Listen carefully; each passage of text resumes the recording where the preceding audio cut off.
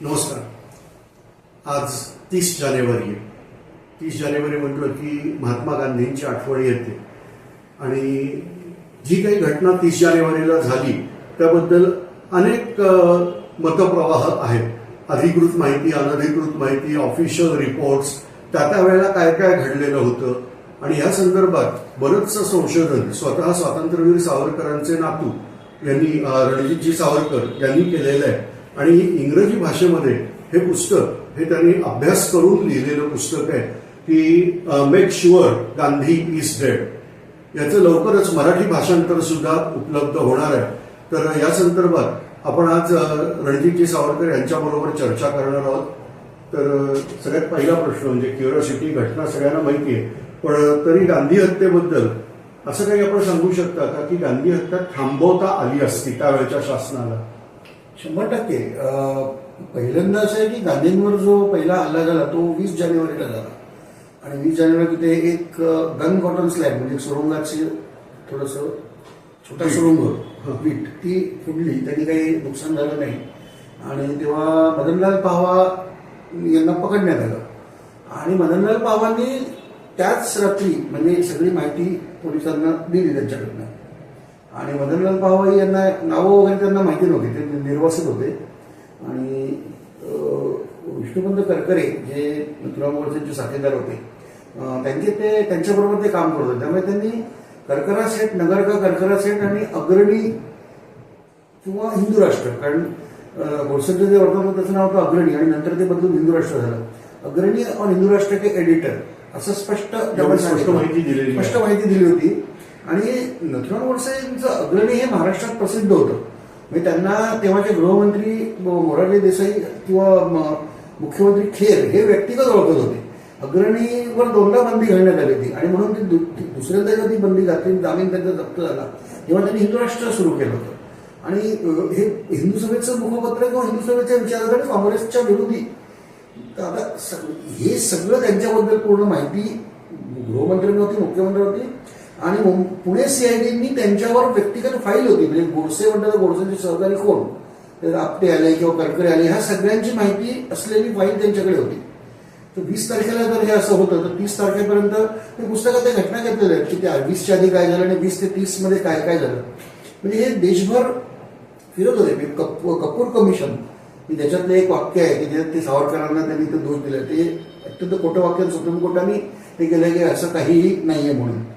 तर त्या कपूर कमिशनमध्ये खरं जर बघितलं तर गांधींची हत्या सरकारने कशी होऊ दिली, तुम्ही टाळता येईल. माझं तर म्हणणं होण्यासाठी त्यांना त्यांच्याकरता ज्याला आजचा शब्द आहे की त्याच्याकरता गालीचा पसरवून त्यांना आणण्यात आलं आणि त्यांचा कट हा इतका बालिश होता. कारण ही जी मंडळी होती ही सगळी एक राजकीय लेखक किंवा अशा बुद्धिजीवी वर्गातली मंडळी होती. यांना गुन्हेगारी पद्धतीचा ते कट रचायचा काहीही अनुभव नव्हता. असं असताना ते देशभर फिरत होते. त्याच टोपण नावाने ते रेल्वे विश्रामगृहात प्रथम वर्गाने फिरत होते, ते विमानाने फिरत होते. आता विमानामध्ये तेव्हा सरकारी अधिकारी किंवा मोठे उद्योगपती एवढेच जायचे, तर अशा ठिकाणी त्यांना ताबडतोब ओळखून पकडता आलं असतं, पण त्यांना नाही पकडता आलं. आणि म्हणून माझं तर म्हणणं आहे की सरकारची किंवा तत्कालीन यांची भूमिका, माउंटबॅटन होते तेव्हा गव्हर्नर जनरल, त्यांची भूमिका हीच होती की make sure Gandhi is dead, म्हणून ते पुस्तकाचं शीर्षक असेल.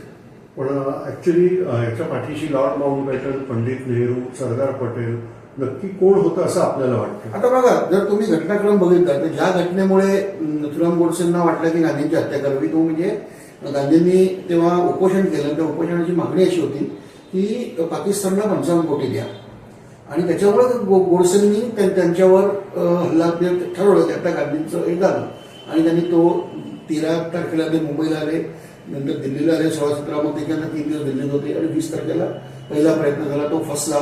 त्याच्यानंतर ते सगळे बाहेर गेले आणि परत मग ठाण्याला एकत्र आले आणि मग ठाण्याहून गोडसे, आपटे आणि करकरे गोडसेंनी ठरवलं की आता मीच मारणार आणि मग ते दिल्लीला आले. तोपर्यंत त्यांच्याकडे हत्यार पण नव्हतं.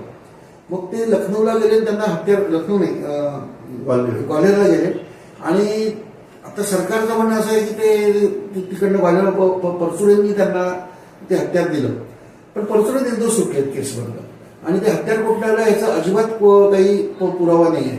तर परचुरेंचे जे वकील आहेत तर त्यांनी याच्या आठवणी ज्या लिहिल्या त्यांनी स्पष्ट असं दिलेलं आहे की ते जे हत्यार आहे ते जो जगदीश गोयल आहे ज्याच्याकडनं ते जगदीश गोयलपर्यंत पोलीस गेले, पण जगदीश गोयलला कोणी दिलं? तर जगदीश गोयल हा रोजंदारी कर्मचारी होता, त्याच्याकडे एवढं महागाचं हत्यार असणं शक्य नाही. तर त्यांनी स्पष्ट असं म्हटलंय की जगदीश गोयलला ज्यांनी दिलं तो काँग्रेसच्या मंत्र्याचा मेव्हणा होता. ग्वाल्हेरमध्ये जे नंतर काँग्रेसचं मंत्रिमंडळ नुकतंच स्थापन झालं होतं आणि हे विरोधक होते हिंदू सभा, कारण हिंदू सभेचं म्हणणं होतं की आमचा दावा आहे त्याच्यावर. नेहरूंनी दबाव आणून काँग्रेसच्या लोकांना मंत्री म्हणून द्यावं महाराजांवर दबाव आणला. तर मग त्या जगदीश गोयलला कोणी दिलं, मग त्याला कुठं आलं हा तपासच झालेला नाही. म्हणजे हे आलं कसं? हे इटालियन आर्मीचं हे पिस्तूल इटालियन आर्मीला इश्यू झालं होतं, म्हणजे त्याच्यावरचे जे मार्क्स आहेत त्याच्यावर ते हा, आणि ते बहुधा एअरफोर्सच्या कुठल्या तरी माणसाला ते बॅरेटा आलं कसं त्यांच्याकडे. आता माझं तर मुळात तेच म्हणणं आहे की जर बॅरेटा आल्यानंतर बॅरेटा पिस्तूल जर तुम्ही चालवण्याचं बघितलं ना तर पिस्तूल चालवणं अत्यंत अवघड असतं. हे पिस्तूल लोड करणं हे अगदी शिकलेला माणूसच करू शकतो. आणि गोडसेने त्या दिवशी पहिल्यांदा पिस्तूल हातात घेतलं होतं आणि 3 गोळ्या मारणं म्हणजे त्याचा आवाज खूप मोठा होतो, त्यांनीच माणसाला धक्का बसतो. गोडसे तर म्हणतात मी 2 गोळ्या मारल्या, तिसरी आली कुठलं. तर ह्याच्यात पहिला संशय पिस्तूलचा आहे, दुसरा गोळ्यांचा आहे. ओके. कारण गांधींना 3 गोळ्या असं लागल्या म्हणतात, गोडसे म्हणतात मी 2 गोळ्या झाडल्या आणि मला नंतर सांगण्यात आलं की मी 3 झाडल्या, असं कोर्टाचा जबाब आहे. याला हा हेअरसेमध्ये येतो, हा अलाउड नाही. ते म्हणतात मी 2 झाडल्या, पण मला नंतर सांगण्यात आलं की मी 3 गोळ्या झाडल्या. त्यांनी गोळ्या झाडल्याचं मान्य केलं. आता गोळ्या झाडल्या हा तर त्याला विटनेस आहेतच, पण गोळ्या झाडणं आणि गोळ्या लागणं, कारण पिस्तुलाच्या याच्यामध्ये अगदी जवळनं पण गोळ्या मारल्या त्या लागतील अशी अजिबात खात्री नसते. कारण जे वर्णन होतं आधीचं सगळं की मनू गांधींनी त्यांना ढकललं. तर मी ज्या पुस्तकात सगळ्या ज्या घटना घेतलेल्या आहेत ना त्या एक तर सरकारी कागदपत्रांवर आधारित आहेत, एक तर कपूर कमिशन सरकारी अधिकृत कमिशन आहे त्याच्या अहवालात नोंदलेल्या घटना घेतल्या आहेत, किंवा काँग्रेसचे जे मोठे नेते तत्कालीन त्यांनी जे आत्मचरित्र लिहिलं म्हणजे ते तर विरोधीच होते, त्यांच्या चरित्रातल्या काही गोष्टी घेतलेल्या आहेत. आणि मुख्य म्हणजे केसमध्ये जे सगळे जे कागदपत्र सरकारने सादर केले त्याच्यावर हे केलेलं आहे. तर मनू गांधी असं म्हणते की मी त्यांना ढकलायचा प्रयत्न केला की बाजूला व्हा, उशीर झालाय प्रार्थना सभेला. म्हणजे आणि त्यात गोडसेंनी तिला ढकललं की ती बाजूला गांधींच्या समोरनं, त्यात मनू गांधी पडली. आम्ही हा एक सीन एनॅक्ट केला. म्हणजे मी एक निष्णात शूटर आहे की ज्याचा 1.5 किलोमीटर शूटिंगवरचा स्नायपिंगचा रेकॉर्ड आहे आणि त्यांनी मग त्याला ते हे जे अंतर होतं 1 मीटरचं जे काय असेल ते करून मग त्याच्या दुसऱ्यांनी त्याला नुसता थोडा धक्का दिला आणि त्यांनी गोळ्या झाडल्या. ते टार्गेटला एकही गोळी लागलेली. आम्ही ह्युमन साईजचं टार्गेट ठेवत होतो. म्हणजे हे सहज शक्य आहे की त्या जो निष्णात शूटर आहे की जो त्याच पिस्तुलानी बरोबर 9 mm पिस्तुलावर त्याचा कमांड आहे पूर्ण. आणि आणखीन एक विचार आणि पुढचं सांगायचं म्हटलं तर आता तुम्ही प्रश्न मीच सांगतो. 9 mm पिस्तूल होतं, त्यांचं गांधींचं पोस्टमॉर्टम झालेलं नाहीये पण मेडिकल चेकअप झालं होतं. मेडिकल चेकअप करणारा जो डॉक्टर होता तो सैन्यात निवृत्त होता, निवृत्त कर्नल होता. म्हणजे त्याला कर्नल असल्यामुळे सैन्यात त्याला नेहमीच बंदुकाच्या गोळ्यांच्याच जखमांशी त्यांचा जास्त संबंध, त्याच्यामुळे त्यांनी खूप परफेक्ट जो डेथ रिपोर्ट आहे ना तो परफेक्ट दिलेला आहे. तर त्याच्यात त्यांनी असं स्पष्ट दिलेलं आहे की त्या जी जखमांचा आकार आहे तो 4.23 mm बरोबर आत शिरणारी जखम आणि बाहेर शिरणारी जखम ही नेहमीच मोठी असते. आत शिरणारी जखम थोडी कमी आकाराची असते कारण कातडी आकुंचन पावते, पण बाहेर पडणारी जखम असते की त्या गोळीच्या पुढे म्हणजे हाड मांस रक्त मेद असं सगळं एक टनेल सारखं इफेक्ट होतो आणि ती गोळी बाहेर पडताना स्फोटून निघते. म्हणजे ती नेहमीच त्याचा आकार खूप मोठा पाहिजे. तर गोळीचा आकार किती कमी होतो तर याला फॉरेन्सिक मध्ये त्यांनी स्पष्ट केलं जास्तीत जास्त म्हणजे जर ती व्यक्ती तरुण असेल तर गोळीपेक्षा 10 mm 10% हा कमी होतो. तर 9 mm ची गोळी आपण गांधींची स्किन खरंच जेव्हा सुरकुत्या पडतात ना चेहऱ्यावर याचा अर्थ तुमची इलेस्टिसिटी गेलेली आहे स्किनची, तरी आपण धरलं करू की गांधींची स्किन इलेस्टिक होती. तरी 9 mm चे 10% म्हणजे 8 mm त्याचा व्यास व्हायला पाहिजे होता, पण तो आहे 4.3 2 पण नाही 4.23. आणि बाहेर पडणारी जी जखम आहे ती 6.5 mm आहे.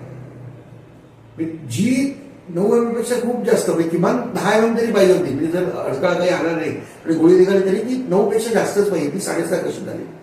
आणि मग हा जेव्हा मी बघितलं तिथे काय केलं यांनी सगळे घोटाळे असे केले की पिस्तूल सांगताना 9 mm सांगतात आणि मग गोळीचा आकार सांगताना तो इंचात सांगतात. ओके. म्हणजे त्यांनी तो 1/4 आणि 1/6 असं त्यांनी म्हटलेलं आहे. आणि ती मग त्या जखमा ज्या आहेत ना तर जेव्हा तुम्ही जवळनं गोळी मारता, सरळ मारता, तेव्हा तो जो घाव असतो तो वर्तुळाकार असतो.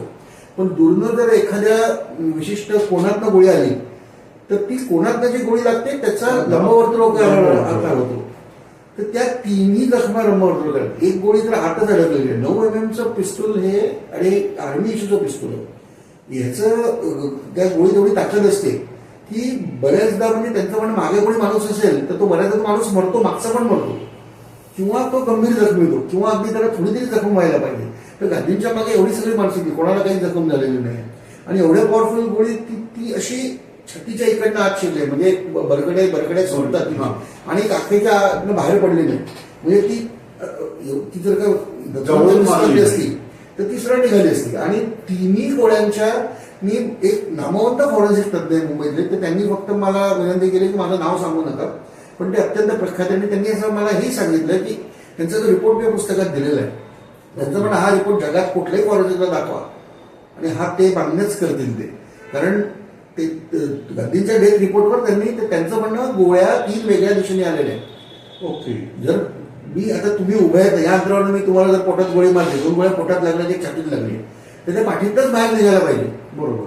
आता एक गोळी इकडनं शिरली आहे, ती कमरेच्या बाजूला निघाली, म्हणजे वरून आली अशी आलेली आहे. दुसरी गोळी इकडनं शिरली, ती दुसऱ्या बाजूला गेली. पण दोन्ही गोळ्यांच्या दिशा ह्या परस्पर विरोधी आहेत आणि त्या एका अँगलनी दुरून आलेल्या आहेत. म्हणजे तुम्ही बघा की पोटात शिरलेली गोळी कमरेत नाही बाहेर पडते, म्हणजे ती किती म्हणजे कुठल्या तरी दुरून गोळ्याचा फायदा घेऊन कुणीतरी गोळीबार केलाय. तर तो 3 गोळ्या घडलेल्या आहेत आणि तिन्हीच्या दिशा वेगवेगळ्या आहेत. तर हे म्हणजे कोणीतरी ऑन कमांड हे केलेलं आहे. आणि मला हे 100% असं वाटतं की हे जे सगळ्या आरोपींना 10 दिवस मोकाट सोडलं आणि ते जेव्हा तिकडे आले तेव्हा नथुराम गोडसेंनी यांना दोघांना तिथे पेरणी करायला पाठवलं होतं, आपटे आणि करकरत नाही, की बघा पुण्यात नाही कोणी पोलीस आपल्याला ओळखणारे आणले असतील. त्यांना जे काही त्यांना ज्ञान नव्हतं पोलीस कसे करतात, पोलिसांनी कोणालाही बोलवलं होतं. पोलिसांनी 10 दिवस नुसतं खो केले. ते मुद्दामून केलं नाही खरं तर. म्हणजे त्याच्यात तुम्ही जर का डिटेल बघितलं 2 दिवसात तपासच थांबलेला आहे. नंतर तपासाचं नाटक चालू होतं आणि त्यांना येऊ दिलं. जर एखादा माणूस त्यांनी ठेवला असता दरवाजावर तर त्यांनी नथुराम गोडसेंना ओळखलं असतं, कारण नथुराम गोडसेंचं आणि आपट्यांचं आणि करकरचं नाव पोलिसांकडे होतं. त्यांना आणि पुण्यात ओळखणारे भरपूर होते. मी त्यांना येऊ दिलं आतमध्ये. इतकंच नाही तर ते त्यांनी गोळी मारली असं म्हणतात. मी नथुराम गोडसेंनी गोळी मारला तर यांनी काय केलं की असा एक प्रचार केला की हे राम म्हणाले आणि मेले. ते कोर्टाच्या निकालपत्रातही ते आत्माचरण जज म्हणतात की गांधींना 4:10 काही वेळाने गोळी मारली. आता त्यांचा टाइम नाहीये, जो वेळ आहे ना मृत्यूची वेळ ती कुठेही दिलेली नाहीये. काही वेळाने मग त्यांनी असं म्हटलंय की ते काही वेळ तिथे पडलेले होते आणि मग त्यांना ते खोलीत नेलं त्यांच्या, आणि त्याच्यानंतर ते काही वेळाने मेले असं स्पष्ट म्हटलं. म्हणजे हे राम म्हणून मेले हे लोकांना का. आता यांनी गांधी मेले नव्हते, कारण गांधींना ज्या ठिकाणी जखमा झाल्या तर तिन्ही त्या प्राणघातक जखमा नव्हत्या. त्यांना ताबडतोब उपचार केले असते तर गांधी वाचले असते. तर त्यांना तिथे त्या जखमा अशा ठिकाणी झाल्या रक्तस्राव मोठ्या प्रमाणात होत होता. तर गांधी रक्तस्राव होऊन साधारण 28 ते 30 मिनिटांनी मेलेले आहेत. आणि ह्याच्या असंख्य साक्षीदार होतं त्याच्यामध्ये विविधाने की त्यांना 10 मिनिटांनी नेलं. इथे त्यांचे पॅरलर पण सांगतायत की त्यांना 10 मिनिटांनी दिलं. पण ही जी सगळी गांधींच्या जवळची मंडळी होती ना त्यातल्या एकही माणसाला केसमध्ये नाही आणलं नाही. आता गांधींना तुम्ही ज्या क्षणी गोळीबार झाला तेव्हा पहिल्या गांधींचा एक सचिव गाडी घेऊन नेरून आणायला गेला. दुसऱ्या फोनवरनं पटेलांना बोलवतोय, डॉक्टरांना कोणी बोलवत नव्हतं. आणि तसं म्हणलं तर गांधींची तब्येतही तेव्हा बरी नव्हती. त्यांनी आधीच उपोषण केलं होतं, त्याच्यामुळे थकवा होता. आणि बिर्लांसारख्या घरात गांधींच्या बरोबर डॉक्टर सरकारला देता काम आता येऊ नये. तर गांधी 25 ते 30 मिनिटं जिवंत होते. ते पाणी प्यायले, आतमध्ये गेल्यानंतर ते पाणी प्यायले आणि त्याच्यानंतर काही वेळाने त्यांचा मृत्यू झाला. पटेल आले, पाणी प्यायल्याची नोंद आहे. हो. लॉर्ड माउंटबॅटनचे प्रेस सेक्रेटरी जो होता, प्रेस अटॅचे म्हणायचे त्याला, त्यांनी त्याच्या पुस्तकात स्पष्ट म्हटलंय की मी तो डॉक्टर म्हणला मी त्यांना पाणी पाजलं, नंतर मला वाचत आलं नाही. मधुबेन गांधींनी पण लिहिलंय आणि त्यांनी पण लिहिलंय की औषधं मिळाली नाहीत. तर गांधींकरता सिंथेटिक ॲड्रेनिन नावाचं एक हे असतं की ज्यांनी तुम्हाला ताकद येते, संप्रेरक असतं.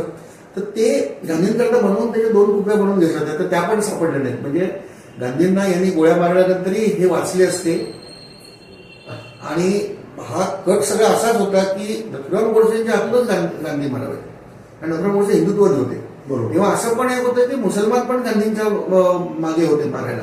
हा. कारण काही मुसलमानांचं म्हणणं असं होतं की आम्हाला अख्खा देशच पाहिजे, आम्हाला म्हणजे अर्धा तुटलेला हा जो पाकिस्तान घेतला हा जिनाडी गांधींचा कट आहे. त्यामुळे गांधींना त्यांच्याकडनं पण धोका होता. तर मुसलमानांच्या हातनं गांधी मेले असते तर यांचं राजकारण चाललं नसतं. ओके. म्हणून गांधींना 28 ते 30 मिनिटं जगू दिलं. आणि याच्यामध्ये ना तिथे पत्रकार होते, त्यातल्या कुठल्याच पत्रकाराला साक्षीला बोलवलं नाही. अमेरिकन पत्रकार होते, ब्रिटिश पत्रकार होता, आणि सगळ्यात महत्वाचं म्हणजे असोसिएट प्रेस ऑफ इंडिया, म्हणजे जे असोसिएट प्रेस इंटरनॅशनल जे आहे त्यांचं भारतातली जी विभाग होता त्याचे पत्रकार तिकडे उपस्थित होते. आणि त्यांनी त्याचं जे वृत्तांकन केलंय त्या पत्रकार असल्यामुळे त्यांनी प्रत्येक केलं. त्यांचं म्हणणं 5:10 ते निघाले आणि 2 मिनिटातच त्यांच्यावर गोळीबार झाला. आणि मग त्यांना 10 मिनिटांनी उचलून आत नेलं. ओके. आणि ते आत जेव्हा नेलं तेव्हा हे त्या दरवाज्यातच उभे, दरवाजे बंद करून घेतले. आणि त्याच्यानंतर त्यांनी असं दिलेलं आहे की 5:38 का काहीतरी ते आले आतनं. ते नाव आता मला आठवत नाही, याच्यात मी दिलेलं आहे सगळं. तर त्यांना मग विचारलं, ते म्हणाले नाही गांधीजी अजून जिवंत आहेत. आणि मग 2 मिनिटांनी आले आणि मग सांगितलं नाही आता मेले. मग 5:40 पर्यंत तुम्ही गांधींना जर उचललं असं ताबडतोब, तिथे पोलिसांची व्हॅन होती, हॉस्पिटल बिर्ला असल्यामुळे त्यांच्या गाड्या होत्या, म्हणजे नेहरूंना द्यायला गाडी पाठवण्यात आली. हॉस्पिटल म्हणजे आजचं जे राम मनोहर हॉस्पिटल आहे ना, हा. जी भारतातलं सगळं चांगलं हॉस्पिटल म्हटलं जातं, ते तेव्हाही भारतातलं 1 नंबरचं हॉस्पिटल होतं. त्याचं नाव आहे लेडी विलिंगडॉन हॉस्पिटल. 1 किलोमीटरवर आहे फक्त. आणि तेव्हा गाड्या वगैरे फार कमी असायच्या, फार कमी लोकांकडे गाड्या असायच्या, त्यामुळे रस्ते मोकळेच असायचे. म्हणजे 1-1.5 मिनिटात गांधींना हॉस्पिटलमध्ये नेलं असतं. त्याच्यानंतर ते 28 मिनिटं जगलेत ना, रक्तस्राव होऊन मेलेले आहेत. आणि डेथ सर्टिफिकेट पण त्याचं तसंच आहे. पण मग एक्झॅक्टली गोळ्या कधी मारल्या असाव्यात आपल्या मते काय? मला वाटतंय की ह्यांना म्हणजे जो कोणी कट रचला, कारण तुम्हाला जी बॅकग्राऊंड सांगतो, आता हे सरकारचं काम होतं, त्यांचं सरकार होतं. बरोबर. म्हणजे म्हणजे बाप म्हणायचे नेहरू त्यांना, माझा मानलेले मी त्यांचा मानलेला मुलगा, माझ्या वडिलांसारखे. आता तुम्ही पंतप्रधान आहात आणि ही जी केस आहे ना, हे जे सगळे पुरावे आहेत तर मी अनेक पोलीस अधिकाऱ्यांना दाखवले. हे म्हणाले हे आम्ही असं आम्ही ताबडतोब हे केलंच नाही, नथुरामच्या गोळ्या लागलेल्याच नाही. मग नथुरामनी मारलंय हे प्रसिद्ध करून 28 मिनिटं ते जिवंत होते. म्हणजे माझं जे आहे ते 28 मिनिटं, काही 30 मिनिटं काही जण, कारण तुम्ही जर का वर्तमानपत्र बघितली तर सगळ्या वर्तमानपत्रात ते झालेलं आहे की 30 ते 40 मिनिटांनी ते मेले. ओके. ठीक आहे ना, 28 धरा, माझा 20 मिनिटं धरा ना, अगदी बरोबर. 2 मिनिटात जर हॉस्पिटलमध्ये नसलं तर वाचले असते. मग तुम्ही का दिलं नाही हा प्रश्न टाळण्यासाठी. आणि दुसरं हे राम म्हणून गेल्यामुळे पुन्हा हिंदूंमध्ये सहानुभूतीची लाट, आणि हे राम म्हणाले मेले, तक्षणी मेले. हा, ऍक्च्युली सगळी पण कर्मचाऱ्यांनी त्याच्यामध्ये लिहिलेलं आहे त्या सुनावणी निर्णयामध्ये की काही त्यांना उचलून नेलं आणि मग काही वेळाने मेले. नंतर हे सगळं इतकं यांनी काय केलं, या प्रकरण इतकं दाबायचा प्रयत्न केला की यांनीच म्हटलं गोडसेंनी, पण 20 तारखेला गोडसेंनी प्रयत्न केला होता. मी मगाशी म्हटलं की गोडसे काही सराईत कटकर्ते नव्हते, त्याच्यामुळे त्यांच्याकडनं चुका होणारच होत्या. 20ला झाल्या, 20ला ते मारू शकलं नाही, 30ला त्यांनी गोळ्या घातल्या त्या लागल्या नाहीत, आणि मग 30ला तर ते हातातच सापडले होते. मग आता गोडसे जर पकडल्या गेले तर गांधी वाचले असते. बरोबर. तर म्हणजे तत्कालीन सरळ म्हणतो, तत्कालीन राजकारणाला अडचण होती, कारण नेहरूंना गच्छंती अटळ होती. ब्रिटिश हायकमिशननी 2 रिपोर्ट्स, 3 पत्र आहेत ब्रिटिश हायकमिशनची. तर त्याच्यात त्यांनी असं स्पष्ट म्हटलेलं आहे की एका पत्रात असं म्हटलंय की नेहरूंना मंत्रिमंडळात, आणि ही सगळी डिसेंबर 87 पत्र आहे, म्हणजे या घटना व्हायच्या 15-20 दिवस 25 दिवस आधीची. पहिली घटना 20ला झाली, तर साधारण 1 महिना राहतो मी त्या याच्यातली ही पत्र आहे डिसेंबर शेवटपर्यंत, की फक्त मौलाना आणि हे त्यांचे पथाई हे 2 मंत्री नेहरूंच्या मागे आहेत, बाकी सगळं मंत्रिमंडळ पटेलांच्या मागे आहे. बरोबर. दुसरं हे असं होतं की गांधी पण आता पटेलांचं बंड थांबवू शकत नाही. म्हणजे पटेल जास्ती पॉवरफुल. हा, म्हणजे गांधी पण आता नेहरूंना पटेलांच्या बंडापासून वाचवू शकत नाही, पटेलांचं बंड थांबवू शकत नाही. तिसरा जो उल्लेख होता तो असा होता की नेहरूंना आता गच्छंती अटळ आहे आणि बहुधा त्यांना भारताच्या बाहेरच अँबॅसेडर म्हणून पाठवतील. भारताच्या बाहेर अमेरिकेत पाठवतील, बहुधा अमेरिकेत त्यांना पाठवलं नाही. आता तुम्ही घटनाक्रम बघा, मग 12 तारखेची घटना आहे की ते 55 कोटी दिले पाकिस्तानला गांधींच्या, ज्याच्यामुळे नथुरामनी निर्णय घेतला.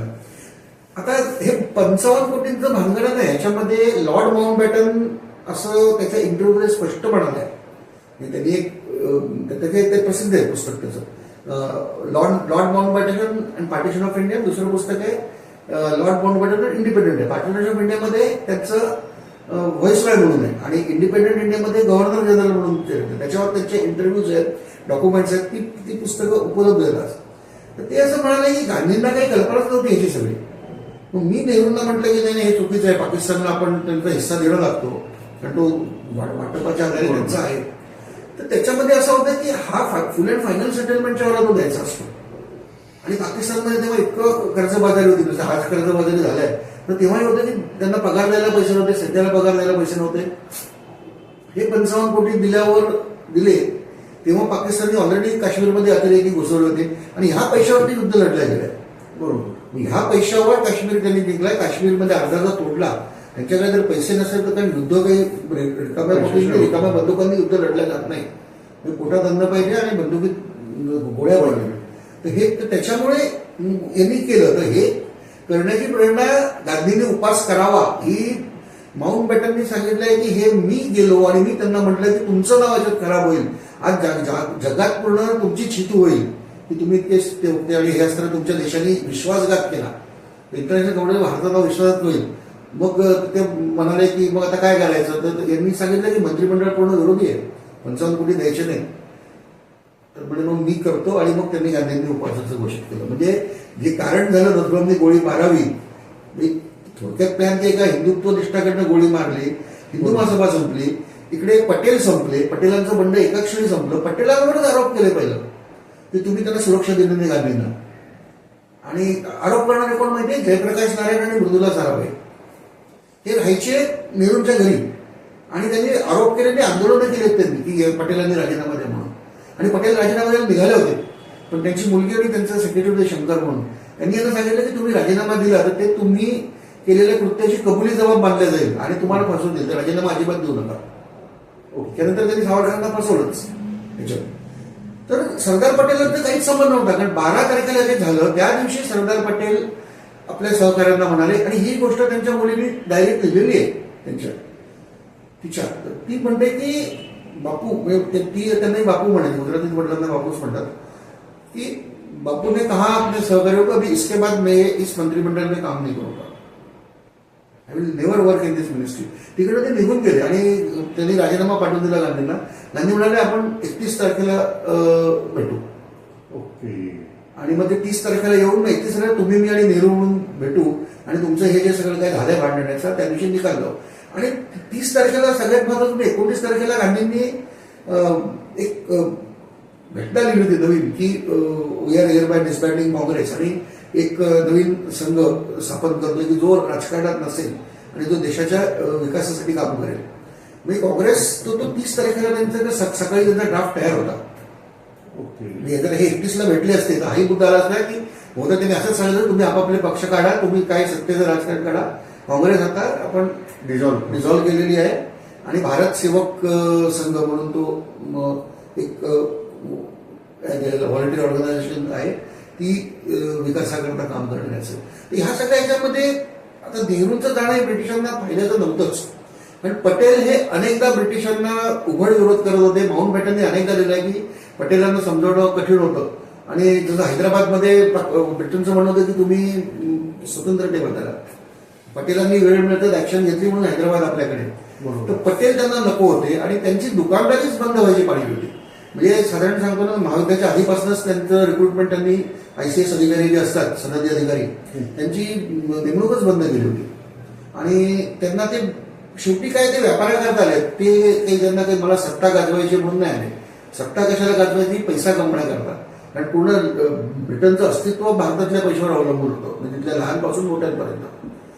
तर त्यांचं थोडक्यात आजच्या भाषेत सांगितलं तर माझं दुकान चालत नाही. समजा माझं दुकान एक नागपूरला आहे, मी इकडनं चालवू शकत नाही मुंबईवरनं, तर नागपूरच्या माणसाला मी एक पकडतो, त्याला सांगतो की तू चालव. एक फ्रँचायझी आजचा शब्द आहे. बरोबर. एक फ्रँचायझी अपॉइंट करा की तू माझा माल दे, 10% मला दे. नेहरूंनी फ्रँचायझी म्हणूनच काम केलेलं आहे. ओके.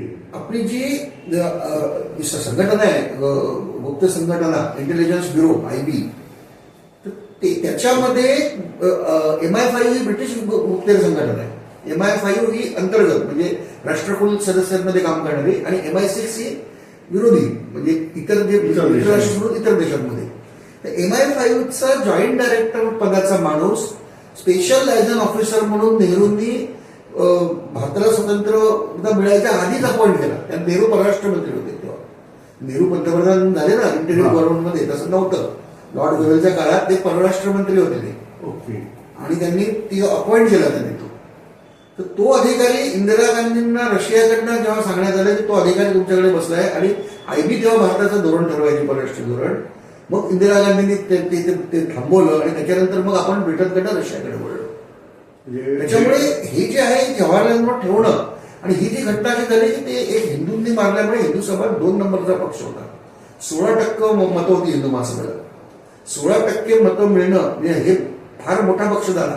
आजच्या याच्यात देशात तुम्हाला 16% मिळाली, फार मोठा हे झाला. 1952च्या निवडणुकीत 1946 निवडणूक मध्यंतर निवडणूक झाली हा. त्याच्यामध्ये. तर 16% असलं तर 52ला जर गांधी जिवंत असते तर हिंदू सभा निश्चित निवडून आली असते. तर त्याच्यामुळे हिंदू सभा संपवणं आवश्यक होतं. त्याच्यामुळे नथुराम गोडसे हिंदू सभेचे कार्यकर्ते होते, त्यांच्या डोक्यावर हे पाप मारलं गेलं आणि त्याच्यामुळे हिंदू सभा संपली. 35,000 कार्यकर्ते हिंदू महासभेचे आणि संघाचे अटक झाले, त्यांच्या नोकऱ्या गेल्या. त्यांना कळलं हा संघाचा किंवा हिंदू सभेचा माणूस आहे, तर त्यांना नोकरीवरनं काढण्यात आलं. त्याच्यामुळे एक दहशत नेहरूंनी ब्रिटिशांपेक्षा फार जास्त दहशत निर्माण केली. या तपासामध्ये अनेक जण मेलेले आहेत पोलिसांच्या छळामध्ये आणि एकाही माणसावर नंतर खटला नाही भरला. तुम्ही 35,000 गांधी हत्येच्या संशयावर पकडता, की तुम्हाला गांधी हत्या शोधून काढायचीच नाही. तिथे तर दिसतंय ना की गोडसेंच्या कोणी मेलाच नाही. तो जो अधिकारी आहे ना खालच्या लेवलचा, त्यालाही तेवढंच ज्ञान आहे की 9 mm गोळीची ही जखम नाही आहे आणि याचं फॉरेन्सिक झालेलंच नाही आहे. याचं फक्त बॅलिस्टिक घेतलं की त्या गोळ्या पडलेल्या मिळाल्या. आता मला सांगा, पोलिसांची साक्ष काय म्हणते की मी बघितलं की नथुराम गोडसेने गोळ्या काढल्या आणि मग त्यांना पकडलं आणि पिस्तूल आणि नथुरामला घेऊन तो 1-2 अधिकारी घेऊन गेले. आणि मग मी घेऊन जाताना मी तिथे पोहोचलो जिथे नथुराम गोडसे उभे होते. तिथे मी बघितलं तर काडतूस जी एक पुंगळी असते आणि त्याच्यापुढे गोळी असते, ज्याला बुलेट म्हणतात, बुलेट आणि कार्ट्रीज. तर ती कार्ट्रीज आणि स्पॅन बुलेट तिथेच होते म्हणजे एकाच ठिकाणी. आणि मग मी तिथे उभा राहिलो. मग ते DYSP जसवंत सिंग आले, मग त्यांनी पंचनामा करून ते ताब्यात घेतलं. आता जेव्हा मी अशी गोळी मारतो, काडतूस माझं ह्या दिशेला पडतं, बरोबर, ठीक आहे. मी त्यांनी पायाकडे नथुराम गोडसे हल्ले असते इकडून तिकडे, साधारण माझ्या 2-3 फुटावर काडतूस पडतं. मी जेव्हा असं मारतो नॉर्मली या बाजूला पडतं. तर तो गोळी कशी जाते, आता समजा मी असं मारतोय तर गोळी इकडनं जाऊन पाठीतनं बाहेर पडेल, बरोबर. तर ती मागे जाईल का इकडनं. अगदी ते धरलं की त्यांनी अशीच गोळी मारली, आता अशी गोळी मारणार नाही, एक अशी मारली एक अशी मारली तरी ती मागेच जाणार ना. बरोबर. आणि जमिनीत घुसेल. गवत होतं तेव्हा, संध्याकाळची वेळ होती, दिल्लीमध्ये 6 वाजता अंधार पडायची वेळ असते. बरोबर. मग त्यांना मग ती पायाशी सोयीस्कररित्या, म्हणजे मला तर असं वाटतंय की माफीचा साक्षीदार जो होता बडगे, तर त्यांनी सांगितलं की आमच्याकडे आणि पिस्तूल रिव्हॉल्वर यातला फरकही या लोकांना माहीत नव्हता. यांनी गोडसेंनी किंवा बडगेंनी अनेकदा पिस्तूल रिव्हॉल्वर हे एकमेकांना अदलाबदल करून वापरले. पिस्तूल वेगळं असतं, रिव्हॉल्वर वेगळं असतं. रिव्हॉल्वर मध्ये त्याला ते 6 चेंबर असतात, ते 2 काटा, आणि पिस्तुलामध्ये मॅगझिन असतं. तर ते आमच्या पिस्तूल होतं, ते आम्ही प्रयत्न केला तर तेव्हा ते गोळ्या त्याच्या खराब होत्या, त्याच्यामुळे ते 10-12 फुटावरून गोळ्या पडत होत्या. हे साक्षीद आहे, सरकारी साक्षीद आहे. बरोबर. म्हणजे मग ते बाधाचं म्हणणं की ते तुमच्या हातात जे हत्यार होतं ते गोळ्या उडाल्याच नसतील आणि उडाल्याच नसतील. तेव्हा त्यांनी जेव्हा हे घेतलं तेव्हा यांनी आदेश दिला असेल की बाबा जेव्हा तुला प्रयत्न करेल काहीतरी जाऊ दिलं मुद्दा प्रयत्न करेल तेव्हा तुम्ही मारा. आणि त्यामुळे म्हणून म्हटलं make sure Gandhi is dead, ह्यावेळेला वाचायला नको. आणि गांधी मेल्यानंतर पूर्ण फायदा कोणाचा झाला तिथपास तपास सुरू होतो, एखाद्याचा जेव्हा खून होतो. आणि सावरकर हे अत्यंत प्रतिभावान होते, त्यांच्यावर जे तुम्ही खोटे आरोप करताय, सावरकरांना तेव्हा स्पष्ट माहिती गांधींचं कोण ऐकत नाही. सावरकरांची पत्र आहेत तशी. ती परिस्थिती अशी होती की गांधींचं कोणीच ऐकत नव्हतं. पटेल ऐकत होते, नेहरू पण ऐकत होते, पण नेहरू त्यांचे लाडके होते आणि हे सगळ्यांना माहित होतं. मी गांधींना नागतू या का पट्टू तो तुषार गांधी त्यांनी पण लिहिलेलं आहे की गांधींना तुम्ही वापर करून टाकून दिलं होतं. पण तुषार गांधी ह्या पुरावर बोलायला तयार नाही आज. आणि मुख्य म्हणजे सावरकरांनी ही गोष्ट पक्की माहिती होती की गांधी आता संपलेले आहेत राजकारणातनं आणि गांधी मेल्यामुळे गांधी महात्मा झाले आणि काँग्रेस करता म्हणजे ह्यांनी नेहरूंनी लगेच त्यांना खांदा देऊन वगैरे सगळं त्यांचा राजकीय वारसा ओढून घेतला आणि पटेलांवर याचे आरोप लावून संपवलं. हे सावरकरांना सरळ माहिती होतं की गांधींना म्हणजे आता इज अ स्टँड फोर्स. सावरकरांना का अडकवलं तर नथुराम गोडसे त्याच्यात होते म्हणून त्यांना चान्स मिळाला म्हणून. आणि नथुराम गोडसे हे हत्या करणारे हे 10 दिवस आधीपासून सरकारला माहिती होतं. आणि जो इंटेलिजन्स ब्युरोचा जो प्रमुख होता तोच दिल्ली पोलिसांचा कमिशनर पण होता, त्याच्याकडे ड्युएल चार्ज होते. आणि रात्री पोलिसांचा तपास हिंदू महासभा भवनपर्यंत आला होता 20 तारखेच्या रात्री. ओके. म्हणजे त्या खोलीत ते पोचले होते. आता फक्त एवढं विचारायचं होतं की मदनलाल पाहवाला ही खोली तुम्ही कोणाच्या निर्देशाने दिली. कारण हिंदू सभा भवन हे फक्त हिंदू सभेच्या कार्यकर्त्यांचं होतं. जेव्हा इकडे जेव्हा जायचे ते इथल्या सचिवाची किंवा मोठ्या नेत्यांचं पत्र घेऊन जायचे की हा असं आहे, त्याला तुम्ही दाखवा द्या दिल्लीत आम्हाला आपल्या हिंदू सभेचा आलाय. तर त्याला नथुराम गोडसेंनी पत्र दिलं होतं की मदनलाल पाहवाला तुम्ही द्या म्हणून जागा. आता हे बघा की इंटेलिजन्स ब्युरोचे जे प्रमुख होते TJ संजीवी तेच त्यावेळेला दिल्ली पोलिसांचे महासंचालक होते. त्यांच्याकडे दोन्ही गोष्टी दुहेरी होत्या. कार्यभार होता. आणि ते या प्रकरणात लक्ष घालेपर्यंत पोलिसांचा तपास म्हणजे 20 तारखेला जे संध्याकाळची घटना झाली बॉम्बस्फोटाची, त्यांना पकडलं, त्यांची जबानी घेतली आणि रात्रीच ते मध्यरात्रीच ते हिंदू सभा भवनात पोहोचले होते की जिकडे मदनलाल पाहवा उतरले होते. आणि तेव्हा जी पद्धत होती की तो कार्यकर्ता हिंदू सभेचा असला पाहिजे आणि कोणाचं तरी एक त्याला पत्र लागायचं की बाबा हे असं आहे मी तिथल्या पुढारी किंवा पदाधिकारी की यांना तुम्ही जर तरच त्यांना तिथे राहायला जागा मिळायची. तर यांच्यासाठी नथुराम गोडसेंनी पत्र दिलं होतं. ओके. तेव्हा आशुतोष लाहिरी हे कार्यालय मंत्री होते. त्यांच्याकडे हे सगळं व्यवस्था होती हिंदू सभा भवनाची. पण पोलीस जर त्यांच्याकडे गेले असते सकाळी, रात्री नाही गेले 2 वाजता ठीक आहे, पण सकाळी गेले असते तर त्यांनी हे पत्र त्यांच्या रेकॉर्डमध्येच होतं ना. बरोबर. ताबडतोब गोडसेंचा ते आधी मदनलालनी जे काही सांगितलं त्याच्याशिवाय हाही पुरावा मिळाला नसता ना. बरोबर. पण तो अनपेक्षित तो सगळा थांबला. म्हणजे DW मेहरा नावाचे उपमहासंचालक होते. ते हा तपास बघत होते. ते आजारी होते, ते घरना तपास बघत होते. जेव्हा त्यांनी सकाळी फोन केला आणि हे कपूर कमिशनमध्ये साक्षात त्यांनी सांगितलेलं आहे की सकाळी जेव्हा फोन केला की काय तपासाचं काय आहे तर त्यांना सांगण्यात आलं की तपास आता महासंचालकांनी म्हणजे संजीवींनी आपल्या ताब्यात घेतलेला आहे. ओके. आणि तुम्ही त्यात भानगडीत पडू नका. त्या क्षणी तो तपास थांबलेला आहे. नंतर झाली ती फक्त नाटकं झालेली आहेत की आणि मग यांचं सगळं पुन्हा हे सगळं IB आणि CID जे संबंध चांगले असतात. मग मुंबई पोलिसांचे CID जो नगरवाला आणि महाराष्ट्र CIDचं प्रमुख म्हणजे जे उपमहासंचालक होते राणा UG राणा हे आणि संजीवी या तिघांनी मिळूनच सगळे गोंधळ घातलेले आहेत. आणि यांना नेहरूचं प्रोटेक्शन कारण IBचा हेड जो असतो तो गृहमंत्र्याला नाही रिपोर्ट करत, तो प्रधानमंत्र्यांना करतो आणि त्याच्या आधी व्हाईसरॉयला रिपोर्ट करायचे. म्हणजे 15 ऑगस्ट पर्यंत हा माणूस म्हणजे माउंटबॅटनला रिपोर्ट करायचा. माउंटबॅटन गव्हर्नर होते, टेक्निकल नव्हते, पण माझ्या अंदाजे माउंटबॅटनच हे सगळं कंट्रोल करतोय. IBचं तेव्हा माउंटबॅटनच्या शब्दात सांगायचं की IB एवढं तिथे कार्यक्षम होतं की भारतात काही घटना घडली, काही झालं तर अर्ध्या तासात त्यांच्याकडे पूर्ण त्याचा अहवाल असायचा. पण 10 दिवस तुम्हाला नावं मिळू नये काम नाही. त्यांच्यासाठी खूप घटना दिलेल्या आहेत. म्हणजे इतके वेळेला त्यांना पकडायची संधी होती, पकडलं नाही. तर हे जे सगळे गोंधळ झाले हे कंटिन्यू शेवटी कुठपर्यंत की गोळ्या मारण्याचा डॉक्टरना मिळू दिले. आणि त्याच्यानंतर मग जेव्हा हे सगळं आलं मग खोटे नॅरेटिव्ह तयार करणे, खोटे कथनं. तर ते पहिलं की हे राम म्हणाले आणि मेले. त्याच्यानंतर मी सांगितलं पोलिसांचं वगैरे तर ते याच्यात आहेत ना, पण तुम्ही फॉरेन्सिक केलं नाही, तुम्ही बॅलिस्टिक केलं. बॅलिस्टिकवाला काय म्हणतो ही जी तुम्ही कारतूस आणलाय हे या गोळीतनं असावं, तो पॉझिटिव्ह नाही म्हणत ह्या गोळीत ह्या पिस्तुलातून निघाला असा अहवाल नाहीये. बरोबर. मी आता अनेक त्यांच्याशी बोललो तर त्यांचं म्हणणं नाही हा पॉझिटिव्ह अहवाल नाहीये. म्हणजे तोही अहवाल एक खोटा. जर तुमच्याकडे बंदुकीच्या तुम्ही 2 गोळ्या तुम्हाला बुलेट्स मिळाल्या तर त्या बुलेट्सची तुम्ही तपासणी केलीत का? त्याची फॉरेन्सिक तपासणी करायला पाहिजे होती.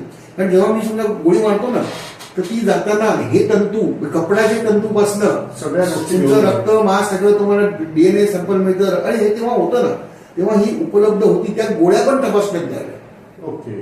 हा पूर्णपणे सगळा खोटा पुरावा केला.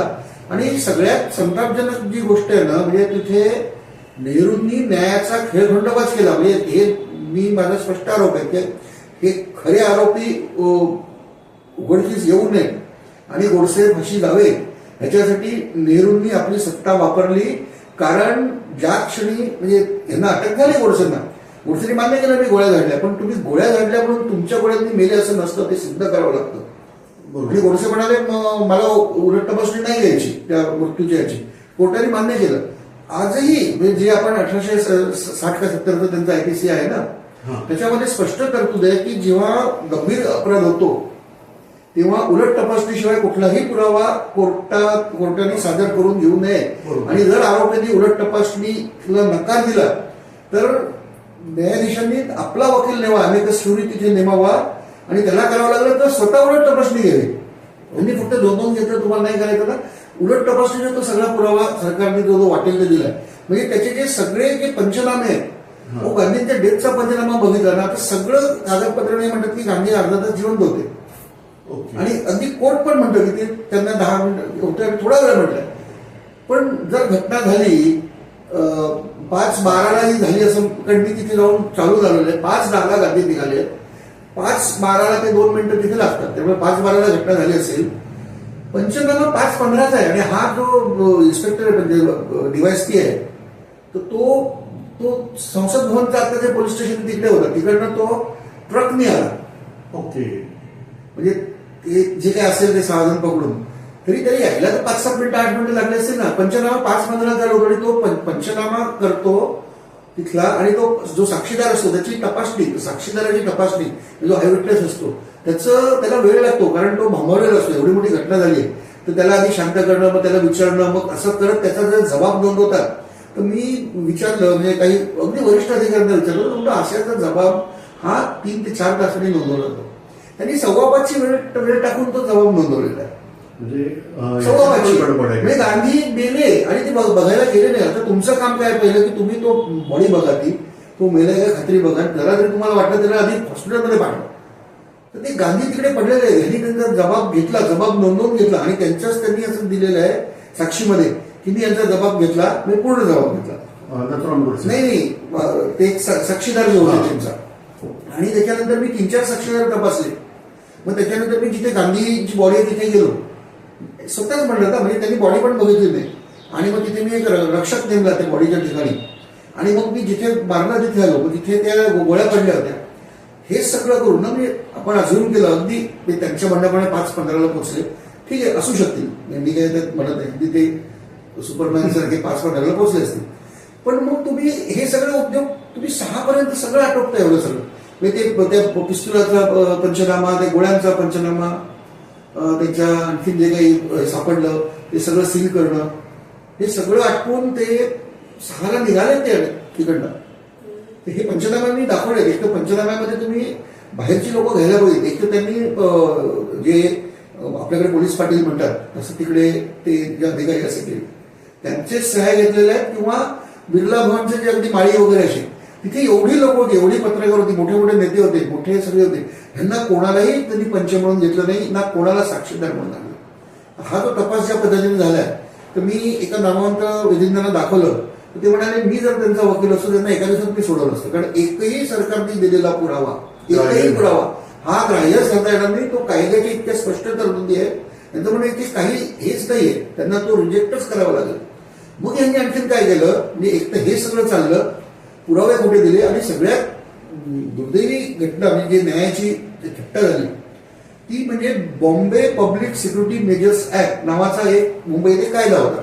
हा कायदा छोट्या मोठ्या घटनांकडे मोर्चा, हे ते, तुम्ही काय संचारबंदी मोडली, ह्याच्यामध्ये काय दिलंय, त्या अधिकाऱ्यांनी चार्ज दिलाय की तो जज त्याचा लगेच निर्णय देतो आणि त्याला अपील नसतं. आणि तुम्हाला क्रॉस एक्झामिन करायचे अधिकार नाहीये, तुम्हाला पुरावा मागायचे अधिकार नाहीये त्या कायद्यात. पण तो कायदा कशा करता होता, तर तो अशा किरकोळ घटना करता, ज्याला आपण ते वेडोकोट म्हणतो ना आजही. सगळ्यांना माहिती आहे कायद्यात 100 रुपये, तो नाही मी केलं ते 150 रुपये, बरोबर. आणि त्याला अपील नाही, आजही नाही. तर तो कायदा त्यांनी पूर्वलक्षी प्रभावाने दिल्लीला लावला. जिथे घटना घडली हा तिथे लागू नव्हता कायदा. मग ते सेशन कोर्टात जायला पाहिजे होतं. मग पूर्वलक्षी प्रभावाने आणला. लाल किल्ल्यात एक वेगळं केलं. लाल किल्ल्याच्या परिस्थिती घटना जी झाली ना, बिर्ला हाऊस, ते तिथे नव्हतं. मग मध्य प्रदेशातनं एक न्यायाधीश आणले आत्माचरण, त्यांना तिकडे अपॉइंट केलं आणि त्यांच्याकडनं त्यांना स्पेशल जज म्हणून अपॉइंट करून त्यांच्याकडनं केस चालवली. आणि त्याच्यामध्ये मग बरंच काही त्याच्यामध्ये की तो त्याच्यानंतर हे जे एकदा केलं ना यांनी, तर नेहरूंचे एक आहे की ते असे हुकुमशाह होते ते कारण शस्त्रबंदीचा कायदा ज्याला काँग्रेस विरोध करत होती तो त्यांनी कायम ठेवला. त्याच्यानंतर जे 1920चा कायदा होता, रोलेट ऍक्टमध्ये जी प्रोव्हिजन होती की तुम्हाला कुठल्याही याच्यानुसार अटक करायचा अधिकार होता, तो कायदा नेहरूंनी रद्द केला नाही, तो चालूच ठेवला. डिफेन्स ऑफ इंडिया ते ऍक्ट वगैरे म्हणायचे तोही चालू ठेवला. असे जे सगळे सप्रेस करणारे कायदे नेहरूंनी चालू ठेवले आणि वापरले. तर ह्या ऍक्ट नुसार सुद्धा काही नंतर केसेस चाललेले आहेत. पण त्याच्यामध्ये आरोपींना काहीच अधिकार नाही, मी काहीच मागायचा अधिकार नाही. म्हणजे त्यात सरळ सरळ प्रोव्हिजन्सच असे आहेत की तुम्हाला अगदी अधिकार नाही, तो अधिकारी जो म्हणेल त्याचं म्हणलं ते ग्राह्यच करायचं, जो तुमच्या तक्रार करणारा अधिकारी. मग त्याची अपील आपल्या जे सुप्रीम कोर्ट आलं ना 26 जानेवारी 1950, तेव्हा सुप्रीम कोर्टाने ती रद्द केलेल्या आहेत त्या केस आणि पुन्हा ट्रायल करायला लावलेल्या आहेत. आणि मध्ये सुप्रीम कोर्टाने एका रिव्ह्यू मध्ये असं म्हटलं की इट वॉज अ ड्रॅकोनियन ऍक्ट. म्हणजे तो ड्रॅकोनियन ऍक्ट वापरून म्हणजे अत्यंत दडपशाही करणारा कायदा बरोबर तो वापरून ही केस झाली. त्याच्यानंतर अपील जे झालं त्या अपिलामध्ये गोडसेंनी मारलं का नाही हा मुद्दा झाला नाही. त्यांनी म्हटलं हो ते म्हणाले मी मारलं, पण तो आरोपी म्हणेल मी मारलं म्हणून तो ग्राह्य नसतं धरायचं ना. कारण कायदा काय म्हणतो की अरे अशा असंख्य घटना होतात ना की समजा बऱ्याचदा बायकोनी मारलं तर नवरा म्हणतो मी अंगावर आळ घेतात. तर मध्ये एक केस झाली होती की कोणी अभिनेत्याने केलं तर ते दुसऱ्यांनी अंगावर घेतला, आरोप पैसे दिले की असा प्रोव्हिजन आहे. त्याच्यामुळे तुम्हाला ते सिद्ध करावं लागतं. तर यांनी आत्महत्याने ते केलं नाही आणि ते मग फक्त संगनमत होतं का नाही याच्याकरता झालं. आता आपट्यांना फाशी झाली, ती हत्या केली नाही, हत्यासाठी सहाय्य केलं आणि संगनमत केलं. तर सहाय्य करता कुठल्याही आरोपामध्ये सहाय्य करणाऱ्यांना जी शिक्षा असते ती मुख्य आरोपीच्या बरोबर किंवा खालची असते. आता साधारणपणे हत्येचा जो आरोप असायचा तेव्हा ब्रिटिश काळामध्ये 7 ते 10 वर्ष. एका गव्हर्नरवर बंगालच्या 5 गोळ्या झाडल्या होत्या, त्यांनी पकडला गेला, गव्हर्नर वाचला तर त्यांना 7 वर्ष शिक्षा झाली. आपल्याकडे पुण्याला हॉटसनवर जो गव्हर्नर होता त्याच्यावर गोगट्यांनी गोळीबार केला, तो वाचला, गोगट्यांना 5 वर्षाची शिक्षा झाली. म्हणजे अटेम्प्ट ऑफ मर्डरला आणि मॅक्झिमम 10. अगदी तुम्ही जास्तीत जास्त एक्सेप्शनल केस म्हटलं तर ती जन्मठेपेपर्यंत होऊ शकते. म्हणजे गोडसेंनी गोळीबार केला होता, त्यांनी 2दा हत्येचा प्रयत्न केला, त्यांना जन्मठेप झाली असती. त्यांना जन्मठेप झाली असती तर आपट्यांनाही जन्मठेप झाली असती. पण तुम्ही गोडसेंनी हत्या केली असं गृहीत धरून त्यांना फाशी दिली आणि मग हत्येला यांनी केलं म्हणून ही ज्युडिशियल मर्डर झाला, कुठलाही तपासच नाही. त्याच्यानंतर हे प्रकरण प्रिव्ही काउन्सिलकडे गेलं, तेव्हा सुप्रीम कोर्ट नव्हतं. तर लंडनचं प्रिव्ही काउन्सिल जे होतं हे प्रकरण सुनावणीला त्यांच्याकडे आलं. ती तारीख आहे 12 ऑक्टोबर 1989 आणि प्रिव्ही काउन्सिल अबॉलिशन ऍक्ट हा 27 सप्टेंबरला आपल्याकडे पास झाला होता आणि त्या ऍक्टनुसार 10 ऑक्टोबर पासून प्रिव्ही काउन्सिलचं ज्युडिक्शन रद्द केलं होतं. पण ते करताना त्यांनी असं तिथे सांगितलं की 12 तारखेला म्हणजे त्या कॉन्स्टिट्युएंट असेंब्ली पुढे की 12 तारखेला एक बोर्ड त्यांचं स्पेशल आहे, त्या दिवशी आपल्या काही केसेस आहेत त्या त्यांना चालवले. बाकी इथे 100 केसेस होत्या, 20 केसेस त्यांच्या 80 केसेस आपल्याकडे आणायच्या. आणि तेव्हा एक फेडरल कोर्ट होतं. फेडरल कोर्ट म्हणजे तेव्हा भारताचे 2 प्रकार होते, एक म्हणजे ब्रिटिश शासित प्रदेश आणि दुसरं म्हणजे संस्थानं. तर संस्थानं आणि यांच्यामध्ये काही डिस्प्यूट झाला म्हणजे अधिकृत तिथल्या नागरिकांनी इथलं किंवा असं, तर त्याला ते फेडरल कोर्टात केसेस चालायच्या. तर फेडरल कोर्टाला त्यांनी मधल्या काळात त्यांनी अपील ऐकण्याचा अधिकार दिला आणि 26 जानेवारी 1950 ला आपलं सुप्रीम कोर्ट अस्तित्वात आलं, सर्वोच्च न्यायालय, आणि फेडरल कोर्टाचेच सगळे जज तिकडे पहिल्यांदा अपॉइंट झाले. आता तारखा बघा, म्हणजे ही 12 ऑक्टोबर 49 आणि तुमचं 26 फेब्रुवारीला तुमचं येणार आहे सुप्रीम कोर्ट. नाही ही केस तिथेच चालू, तिथे ती फेकून दिली, म्हणजे आउटराईट रिजेक्ट झाली. रिजेक्ट झाल्यानंतर ती 12ची जे रिजेक्शन आलं तर त्याच्यात त्यांनी एक निर्णय देणं अपेक्षित असतं की मी का रिजेक्ट केली, बरोबर, मी कारण द्यावं लागतं, त्याला जजमेंट म्हणतात. आणि निर्णय म्हणजे एक्झिक्युटिव्ह ऑर्डर दिसते की शेवटी ती एक्झिक्युटिव्ह ऑर्डर फक्त बाहेर आलेली आहे, ते निर्णय आलेला नाही. मी तिकडे मागितलं त्यांना आणि भरपूर पाठपुरावा केला तर ते 100 वर्षाकरता सील करून ठेवल्यात त्या पाहिजे. त्या आता 50 साली ओपन होणार त्या. जर हे न्यायालय ब्रिटिशांमध्ये गुप्त होत नाही, ते खुल्या कोर्टातच होतं, तेव्हा ते खुल्या कोर्टातच झालं होतं. ते आता वकील मिळेल पण तो निर्णय का दाबून ठेवलाय, बरोबर, तो निर्णयच उपलब्धच नाही किंवा म्हणजे अधिकृत डॉक्युमेंट्समध्ये तो ती या तारखेला उलट अख्खी जी फाईल आहे, हा निर्णय ज्या फाईलमध्ये होता ती फाईलच पूर्ण 1 जानेवारी 2050 ला खुली होईल. तोपर्यंत आपल्याला याच्यातून आणि काहीच मग मिळणार नाही. मग 28ला त्याच्यावर किंग इन काउन्सिल म्हणजे एक राजाचं मंडळ असतं शेवटचं हे करणारं, राजाला सर्वोच्च अधिकार होता. किंग इन काउन्सिलने शिक्कामोर्तब केलं त्याच्यावर 28 तारखेला. आणि मग यांना कळवलं की तुमचं अपील फेटाळलेलं आहे. मग यांना एक हे असतो की गव्हर्नर जनरलकडे, तेव्हा राष्ट्रपती होते, गव्हर्नर जनरल होते, राजाजी जेव्हा गव्हर्नर जनरल होते, ही घटना झाली तेव्हा. गांधी मेले तेव्हा व्हाईस हे होते, माउंटबॅटन होते. आणि हे जेव्हा झालं तेव्हा राजगोपाल राजाचे, तर हे अपील जे माफीचं केलं ते 10 नोव्हेंबरला फेटाळण्यात आलं आणि 15 नोव्हेंबरला फाशी लटकवलं लगेच. आणि 15 ऑक्टोबर बरोबर 72 दिवसांनी सुप्रीम कोर्ट असं झालं, 72 दिवस सरकार थांबलं नाही, यांना फाशी देऊन प्रकरणच मिटवायचं होतं. हे सगळं ज्या पद्धतीने झालं. आणि आज हायकोर्टाचा निर्णय मिळाला. मला हे पुस्तक लिहिलं तर मला हायकोर्टाचा निर्णय पण माझ्या हातात नव्हता आला, तो नंतर मिळाला. उपलब्धच नाही. आता गांधी हत्या ही इतकी महत्वाची केस आहे. गांधी हत्येचे डॉक्युमेंट आज ते आर्काइव्ह डिपार्टमेंटमध्ये शोधून मिळाले, तरी सगळ्या फाईल्स नाही मिळाल्यात मला. महत्वाचे जे आहेत ते मला मिळाले. साक्षीदारांच्या जबान्या मिळाल्या आणि काय कागदपत्र वगैरे त्याची जे ती सगळी मिळाली. तर त्या कागदपत्रांमध्ये जे कागदपत्र असं आहे की पटेलांनी सावरकरांना एक संदेश पाठवला होता की त्यांना भेटायचं आहे आणि पुढच्या भावी हिंदू सभेचा काय प्रवास असेल. हे पत्र सावरकरांच्या हातात आल्यानंतर सावरकरांनी त्याला 16 का 17 तारखेला उत्तर दिलं, 17 तारखेला. तोपर्यंत पटेल हे सगळं सोडून इकडे परत लागले. म्हणजे थोडक्यात मी आता 30 तारखेपर्यंत जरी मी मंत्री असेल तरी मी आता काम करणार नाही, मी आता म्हणजे गुजरातला आले. तेव्हा जर गांधी हत्या नसती झाली तर एक शक्यता अशी होती की, आणि सावरकरांनी तेव्हा म्हणजे गोडसेंचा सावरकरांवर ह्याच्याकरता राग होता की सावरकरांनी सांगितलं की हिंदू सभेनी, हे जे पहिलं मंत्रिमंडळ होतं ना हे काँग्रेसचं नव्हतं, हे सगळ्या पक्षांचं होतं. त्याच्यामुळे आंबेडकरही त्याच्यात होते, आंबेडकर काँग्रेसमध्ये नव्हते. श्यामाप्रसाद मुखर्जी हिंदू सभेचे म्हणून तिथे गेले प्रतिनिधी म्हणून. मी काँग्रेसचं जास्त ताकद असल्यामुळे त्यांचे जास्त गेले, पण असे सर्व पक्षीय मंत्रिमंडळ होतं. तर त्यांनी सांगितलं की आजचा वेळ अशी आहे की तिथे सगळ्यांनी येऊन काम करणं आवश्यक आहे, देशापुढे प्रचंड संकट आहे. आणि म्हणून श्यामाप्रसाद मुखर्जींना त्यांनी अनुमती दिली, तो ठराव त्यांनी मंजूर करून घेतला.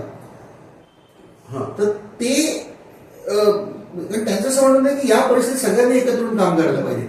आणि बहुसंख्य नेत्यांचा पटेलांना पाठिंबा होता. जर तेव्हा पटेल आणि सावरकर हे एकत्र आले असते तर एक वेगळं कॉम्बिनेशन बनलं असतं. आणि माझ्या मते ह्या सगळ्यांवर आयबीची नजर होतीच. आणि हे जे काही सगळं झालेलं आहे म्हणजे गोळ्या बदलण्यापासून जे काही सगळं, हे कुठलीही संघटना करू शकत नाही, हे शासनच करू शकतं. एक तर ब्रिटिश शासन किंवा शासकीय संघटना, प्रशासन, ब्रिटिश शासन किंवा भारतीय. आता ह्यातलं कोण आहे, तर माझी तर मागणी आहे की याच्यावर आयोग करून तुम्ही तपासा. कारण हे आता साक्षी पुन्हा हे करता येत नाही, नवीन पुरावा तुम्हाला आणता येणार नाही. पण जो पुरावा आहे तो इतका सुस्पष्ट आहे आणि तो इतका स्पष्टपणे म्हणतो की गांधींना गोडसेंच्या गोळ्यांनी गांधी मेले नाहीत. आणि जे कोण शक्ती आहे त्याच्यामध्ये ब्रिटनचा फायदा झाला. नेहरूंचं तर आजपर्यंत घालणं बसलेलं आहे. ते तेव्हा त्यांचे ते अमेरिकेला गेले असते राजदूत म्हणून, बरोबर, तर तेव्हा त्यांचं नेहरूचं सगळं कार्यक्रमच संपली असती. नेहरूंना व्यक्तिगत फायदा झाला, ब्रिटनला व्यापारी प्रचंड मोठा फायदा झाला. पटेल असेल त्यांनी निश्चित अमेरिकेबरोबर व्यापारी करार केले असते. कारण ब्रिटनचं जे माल होता त्याचा दर्जा कमी होता, किमती जास्त होत्या. आणि अमेरिकेमध्ये नवीन फॅक्टरीज होत्या तेव्हा त्यांचं जे लाईन मॅन्युफॅक्चरिंग म्हणायचे ना, तर ते त्यांनी जे सगळं शस्त्र बनवायचे तेच त्यांनी, म्हणजे थोडक्यात तुम्ही बंदुकीची नळी बनवता तिथेच तुम्ही चाकू सुद्धा पण बनवू शकता, इंडस्ट्रियल बनवू शकता. तर आधुनिक तंत्रज्ञान आणि कमी किंमत, याच्यामुळे आपलं नुकसान झालेलं आहे. आपलं इतकं नुकसान झालं, आपण ब्रिटनकडनंच माल घ्यायचो त्याच्यामुळे ब्रिटनचा तर फायदा झाला.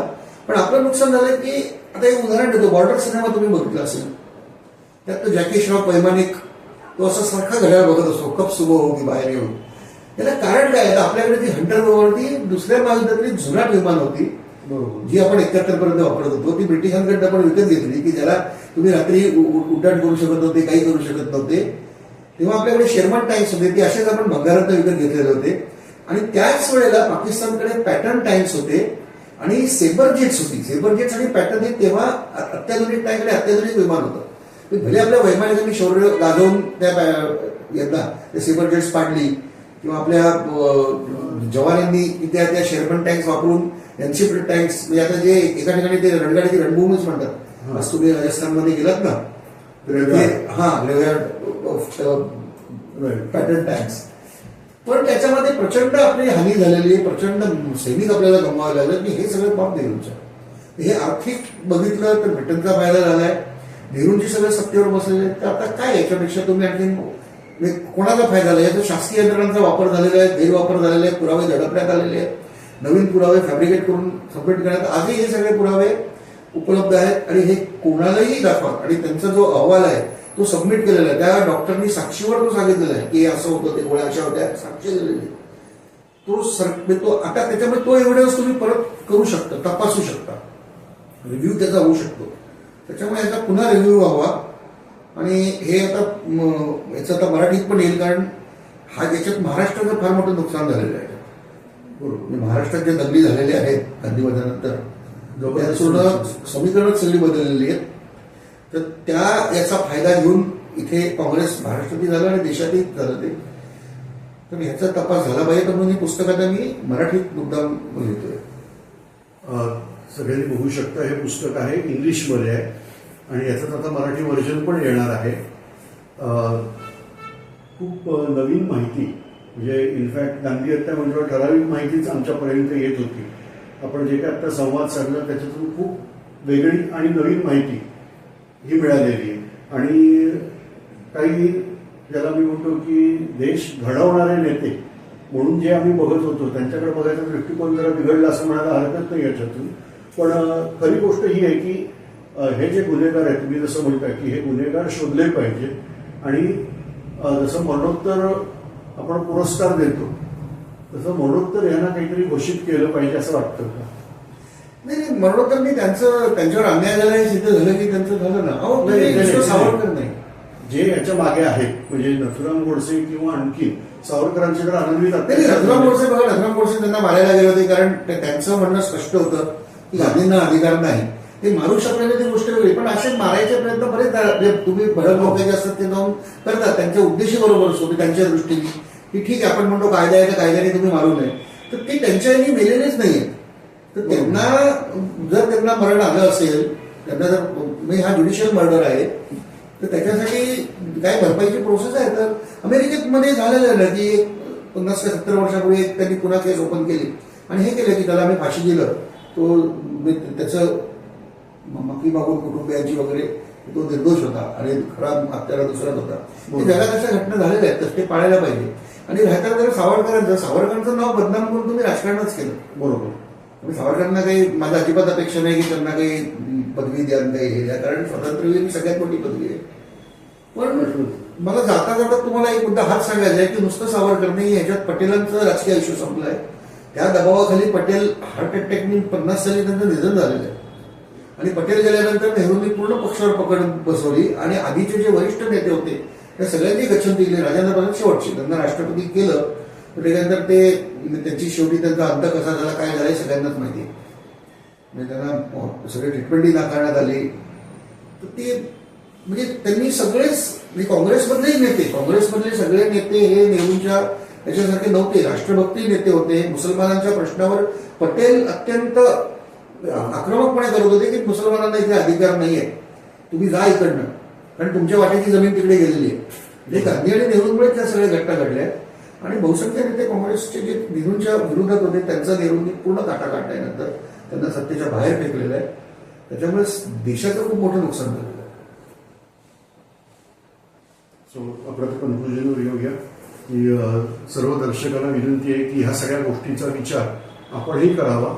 आणि हे पुस्तक हे स्वातंत्र्यवीर सावरकर राष्ट्रीय स्मारक या ठिकाणी उपलब्ध आहे. इथे तुम्हाला पटलावरती म्हणजे स्क्रीनवरती नंबर दिसेल, दूरध्वनी क्रमांक, त्याच्यावर तुम्ही चौकशी करू शकता पुस्तकासंदर्भात. आणि लवकरच याचं मराठी आवृत्ती आणि मराठी आवृत्तीमध्ये काही गोष्टी तुम्ही जास्ती मराठी गोष्टी काही नवीन, कारण जे मला हे पुस्तक लिहिताना मिळाल्या नव्हत्या. म्हणजे जसं मी हायकोर्ट आणि प्रिव्ही काउन्सिल आणि आणखीन ते नेहरूंना इकडे पाठवा, बाहेर राजदूत म्हणून पाठवा, ती पत्र आहेत, ती ऑफिशियल रेकॉर्ड मध्ये पत्र आहेत. तर ते पण मराठी आवृत्तीमध्ये आपण घेतलेलं आहे.